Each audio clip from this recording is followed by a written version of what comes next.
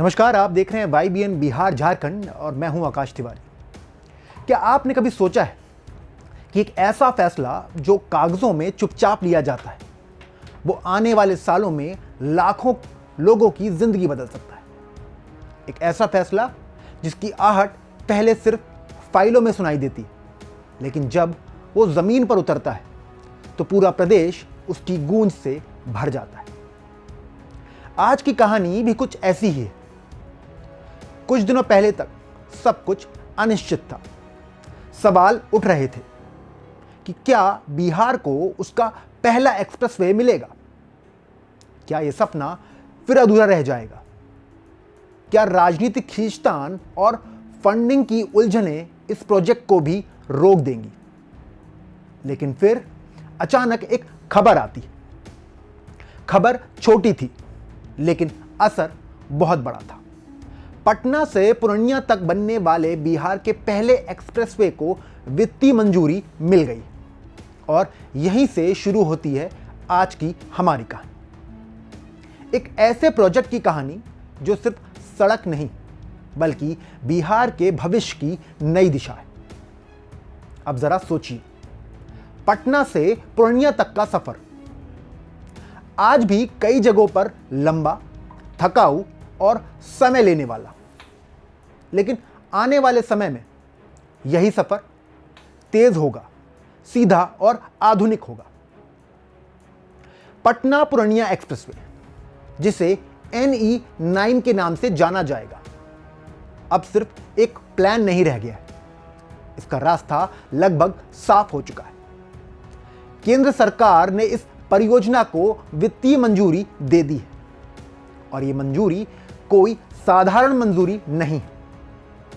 यह वो हरी झंडी है जिसका इंतजार सालों से किया जा रहा था। केंद्रीय वित्त मंत्रालय के अधीन आर्थिक कार्य विभाग के सचिव की अध्यक्षता में बनी समिति यानी PPPAC ने इस प्रोजेक्ट को मंजूरी दे दी और खास बात यह है, इसे बनाया जाएगा हैम मोड में।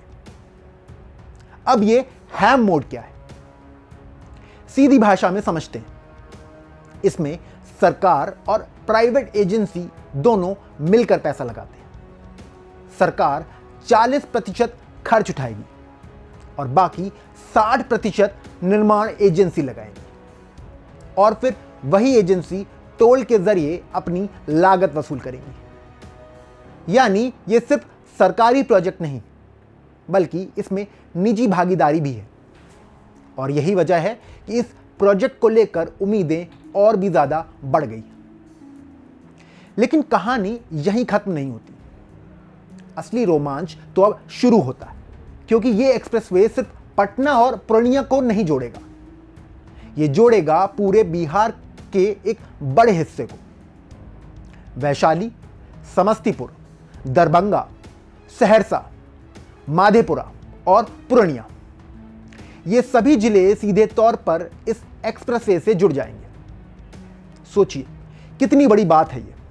जहां पहले एक जिले से दूसरे जिले तक जाने में घंटों लग जाते थे, वहां अब सफर तेज होगा, सुगम और आधुनिक होगा। और सिर्फ इतना ही नहीं, पटना रिंग रोड से जुड़ाव होने के कारण इसका फायदा किशनगंज तक पहुंचेगा। यानी इस एक्सप्रेसवे का असर सिर्फ एक रूट तक सीमित नहीं रहेगा बल्कि इसका नेटवर्क पूरे क्षेत्र को बदल देगा। कई सालों से बिहार के लोग पूछते रहे, हमारे राज्य में बड़े इंफ्रास्ट्रक्चर प्रोजेक्ट कब आएंगे? और अब लगता है उस सवाल का जवाब मिलने लगा है। अब जरा इस एक्सप्रेसवे के रूट को समझते हैं। यह एक्सप्रेसवे शुरू होगा NH22 के मीरनगर, RAG, हाजीपुर से और फिर नहरपुर, हरलोचनपुर, बजीतपुर, सरौंजा, रसना, परोरा और फतेहपुर जैसे इलाकों से गुजरते हुए पूर्णिया जिले के हंसदा में जाकर NH27 से जुड़ जाएगा। यानी ये सिर्फ एक सड़क नहीं है, ये एक लंबा कॉरिडोर है जो कई शहरों और गांवों को जोड़ता हुआ आगे बढ़ेगा। इस पूरे प्रोजेक्ट को 3 हिस्सों में बांटा गया है ताकि काम तेजी से और व्यवस्थित तरीके से पूरा हो सके। पहला पैकेज मीरनगर अरेजी से बिरहा तक लगभग 84.5 किलोमीटर लंबा ये हिस्सा होगा और इस पर खर्च आएगा करीब 10,000 करोड़ रुपए से ज्यादा। दूसरा पैकेज बिरहा से सरौंजा तक, इसकी लंबाई करीब 51.8 किलोमीटर होगी और इस पर खर्च लगभग 8,500 करोड़ आएगा। और इसी पैकेज में बनेगा एक ऐसा स्ट्रक्चर जो इस प्रोजेक्ट की सबसे बड़ी खासियत में से एक होगा। कोसी नदी पर बनने वाला 7 किलोमीटर लंबा 6 लेन पुल। कोसी, जिसे सौरो ऑफ बिहार कहा जाता है, उसी कोसी पर अब बनेगा एक आधुनिक, मजबूत और विशाल पुल। यह सिर्फ इंजीनियरिंग का कमाल नहीं होगा, बल्कि यह उस इलाके के लोगों के लिए एक नई जिंदगी की शुरुआत होगा। तीसरा पैकेज सरौंजा से हंसदा तक, इसकी लंबाई करीब 108.6 किलोमीटर होगी और इस पर खर्च होगा लगभग 13,000 करोड़ रुपए। अगर आप इन 3 पैकेजों का कुल खर्च जोड़ें तो यह प्रोजेक्ट करीब 32,000 करोड़ रुपए से भी ज्यादा का बनता है। अब सोचिए, इतना बड़ा निवेश सिर्फ एक सड़क के लिए नहीं, बल्कि पूरे क्षेत्र के विकास के लिए। अब जानिए इस एक्सप्रेसवे में क्या क्या बनेगा। 21 बड़े पुल, 140 छोटे पुल, 11 रेलवे ओवरब्रिज, 21 इंटरचेंज और 322 अंडरपास। ये आंकड़े सिर्फ नंबर नहीं है, ये बताते हैं कि ये प्रोजेक्ट कितना बड़ा और कितना जटिल है। लेकिन हर बड़े प्रोजेक्ट के पीछे एक कहानी होती है, संघर्ष की कहानी, इंतजार की कहानी और कभी कभी राजनीति की भी। इस एक्सप्रेसवे के साथ भी कुछ ऐसा ही हुआ। कई बार यह प्रोजेक्ट चर्चा में आया, कई बार फाइलें आगे बढ़ी और कई बार रुक भी गई। लेकिन इस बार कुछ अलग हुआ है। इस बार फैसला लिया गया और वो भी ठोस तरीके से। अब यह प्रोजेक्ट केंद्रीय कैबिनेट के पास अंतिम मंजूरी के लिए भेजा गया है और अगर वहां से भी हरी झंडी मिल जाती है तो समझिए कि बिहार के इंफ्रास्ट्रक्चर के इतिहास में एक नया अध्याय शुरू हो जाएगा।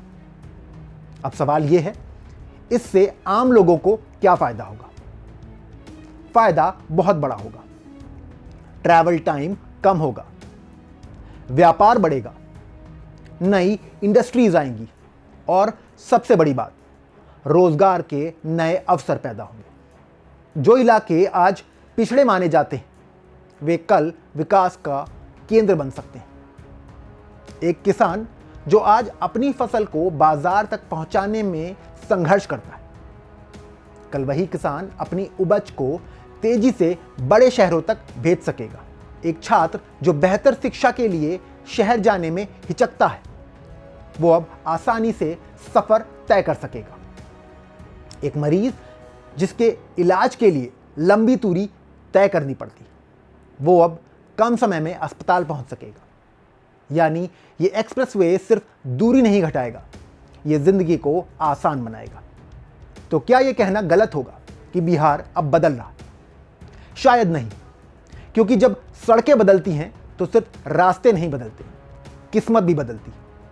पटना से पूर्णिया तक बनने वाला ये एक्सप्रेसवे सिर्फ एक प्रोजेक्ट नहीं, ये एक संकेत है कि बिहार अब आगे बढ़ने के लिए तैयार है। और शायद यही वो शुरुआत है जिसका इंतजार सालों से किया जा रहा था। अब नजरें टिकी हैं उस आखिरी मंजूरी पर, क्योंकि जैसे ही वो मिलती है, बिहार की रफ्तार सच में बदल जाएगी। आपको हमारा ये वीडियो कैसा लगा कमेंट करके हमें ज़रूर बताएं। और अगर अभी तक आपने हमारे चैनल को सब्सक्राइब नहीं किया है तो अभी कर लें और बेल आइकन का बटन दबाना ना भूलें। मिलते हैं अगले वीडियो में, तब तक के लिए जय हिंद, जय भारत।